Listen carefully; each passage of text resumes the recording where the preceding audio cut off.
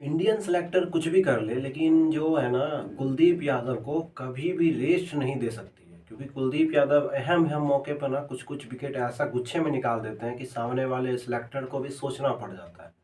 अब लेकर के भले इंडियन टीम केएल राहुल को ढोए, ऋषभ पंत को ढोए, लेकिन गेंदबाजी में कभी भी जो है ना, गेंदबाज को आज तक जो है ना सटीकली किसी को प्रेफर नहीं किया। एक धोनी के टाइम में ऐसा था कि अश्विन और रविंद्र जडेजा को लेकर के ही हर टीम में खेलते थे। रेयरली किसी किसी दिन ऐसा होता था कोई एक नया गेंदबाज आता था और उसको परीक्षण के लिए एक टाइम दिया जाता था, 2-3 मैच टाइम दिया जाता था। जैसे उस टाइम में ऋषि धवन आए थे, गुरजीत सिंह मान आए थे, पवन नेगी आए थे। तो इस टाइप के गेंदबाज जो है ना 2-3 मैच खेलते थे, 4 मैच खेलते थे, अगर सही प्रदर्शन किए तो फिर अगला सीरीज वगैरह में जाते थे, वरना वो 15 में तो चुनाते थे लेकिन बैठे रहते थे। लेकिन अभी क्या हो गया है कि जो भी 15 में आता है ना, उसका डेब्यू कंफर्म हो जाता है। अगर 15 में आ गया तो भाई 3 मैच का सीरीज है, तो 2 मैच जो प्रॉपर गेंदबाज है वो खेलेगा, और 1 से 2 मैच जो है ना कम से कम नया गेंदबाज फिक्स है तो उसका डेब्यू करवा दिया जाता है। ये पता नहीं 2-3 साल से ये आप चीज़ देखे होंगे और अनुभव भी किए होंगे कि ये चीज़ ऐसा हो रहा है, क्योंकि जो भी गेंदबाज आ रहा है लगभग आईपीएल में 10 विकेट लेके आ रहा है, उसको भी टीम में जगह मिल रही है, और जगह जब मिल रही है तो डेब्यू भी हो जा रही है। वरना पहले होता था कि भाई 3-3 मैच 3-3 सीरीज तक जो है ना वो गेंदबाज अच्छा प्रदर्शन घरेलू में करता था और आता था, तो उसके बाद घूमते रहता था, मतलब 3-4 सीरीज तो उसको सिर्फ और सिर्फ पानी का, ड्रिंक्स का, मतलब बस तजुर्बा मिलता था कि ड्रिंक्स लेकर के जा रहे हैं, ड्रिंक्स पानी लेके आ रहे हैं खिलाड़ी, बड़े खिलाड़ियों के साथ बात कर रहे हैं, फिटनेस कर ट्रेनिंग ले रहे हैं, बहुत चीज़ होती है। लेकिन आजकल ऐसा नहीं हो रहा है।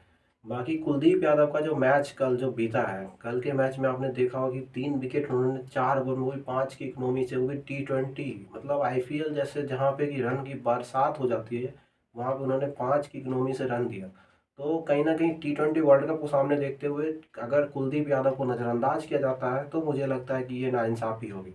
और रही बात आश्विन और जडेजा का, एक टाइम जोड़ी था, और अभी मैं चाहता हूँ कि कुलदीप और चहल की जोड़ी चलना चाहिए, क्योंकि आश्विन उस लाइन लेंथ से गेंदबाजी में नहीं आ पा रहे हैं T20 में खास करके। हाँ, थोड़ा सा रन कम दे रहे हैं, थोड़ी सी विकेट, 1-2 विकेट निकाल रहे हैं, लेकिन उस टाइप के गेंदबाज प्रभावित नहीं कर पा रहे T20 में। हाँ, टेस्ट में उनके जोर में कोई गेंदबाज है नहीं, तो टेस्ट मैच तो है नहीं T20 वर्ल्ड कप, तो आश्विन को तो नहीं, लेकिन चहल और कुलदीप के अलावा अगर किसी और गेंदबाज का चयन होता है तो ये नाइंसाफ़ी होगी, क्योंकि कुलदीप और चहल के सामने कोई और गेंदबाज मुझे नहीं लगता है कि अभी उस, मतलब उस लाइन पे आ रहा है। क्योंकि एक जडेजा हो जाए, कुलदीप हो, चहल, तीनों अगर साथ खेलते हैं तो जडेजा एक आपके बैकअप प्लानर हो जाएंगे कि हाँ चलो अगर ये दोनों खराब किसी दिन इनका जाता है तो वो आपसे उनसे गेंदबाजी करवा सकते हैं। हार्दिक पांड्या तो कंफर्म है, हार्दिक पांड्या से भी आप करवा सकते हैं। बाकी 3 गेंदबाज आप लेके चलेंगे तो 3 गेंदबाज प्रॉपर जो तेज गेंदबाज हो सकते हैं, 2-3 ये हो जाएंगे आपके।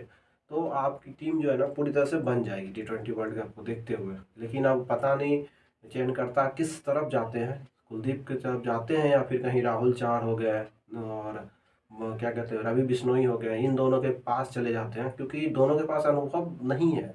कुलदीप और चहल के अलावा अगर किसी और गेंदबाज के पास जाती है T20 वर्ल्ड कप, फिर भाई वर्ल्ड कप वैसा ही रहने वाला जैसा आपने 50-50 का वर्ल्ड कप देखा है, सेम टू सेम कंडीशन। वहाँ भी चहल की कमी खली, अगर शायद चहल होते तो कहीं ना कहीं विकेट कहीं भी निकाल सकते थे। यहाँ भी कहीं ना कहीं खलेगी किसी ना किसी की कमी।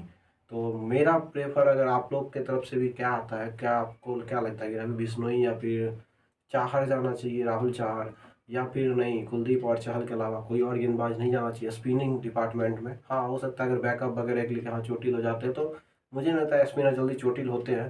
जितना बैट्समैन चोटिल होते हैं उतना गेंदबाज तो जल्दी चोटिल नहीं होता। गेंदबाज चोटिल वही होते हैं जो तेज़ गेंदबाज होते हैं। तो बुमराह आप तेज़ गेंदबाज में बैकअप ले लीजिए, लेकिन स्पिनिंग में बैकअप लेने से कोई फ़ायदा है नहीं, क्योंकि कुलदीप चहल अगर रहते हैं तो आपके पास बैकअप में एक रविंद्र जडेजा भी है। तो दोनों के अगर ओवर खराब जाते हैं तो आप रविंद्र जडेजा से ओवर करवा के निकाल सकते हैं। तो आपका क्या मानना है, एक बार आप कमेंट करके ज़रूर बताइएगा।